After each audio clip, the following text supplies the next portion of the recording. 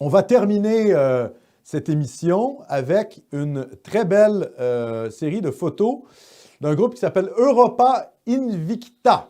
Invicta, latin, invincible, Europe invincible.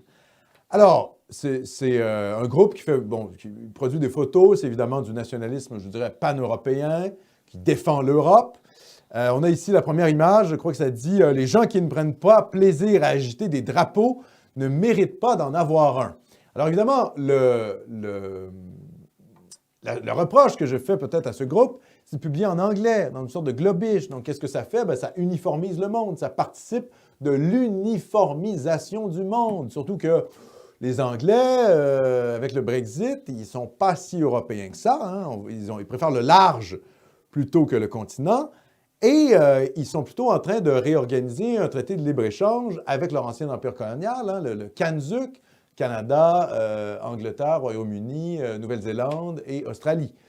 Donc, ce sont des gens qui prennent le large. Donc, l'anglais, est-ce que c'est vraiment la langue qu'il faut pour faire de la propagande européenne? Je ne suis pas sûr. Je pense qu'on pourrait, par exemple, traduire ces images-là en polonais, en allemand, en italien, en néerlandais, en espagnol, en français, etc. Et ça serait peut-être plus pertinent. Même si, évidemment, je dirais, l'intention est très bonne et la qualité esthétique d'Europa Invicta est très belle. On peut passer peut-être à une autre image. Nous ne devons rien à personne, je pense, avec un beau château. C'est très esthétique. Hein. Moi, je vous invite à suivre leur page, malgré le reproche linguistique que je leur fais d'être en anglais. Donc, Europa Invicta, ils publient sur Telegram. Ils ont une chaîne, ils ont un canal Telegram. Vous pouvez aller télécharger Telegram sur vos téléphones, sur vos ordinateurs.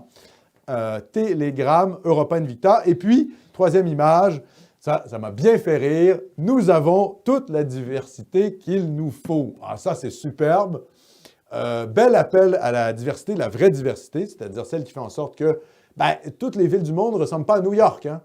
New York, la ville-monde multiculturelle, mais on n'a pas envie que Montréal ressemble à New York. Ça, c'est l'uniformisation du monde.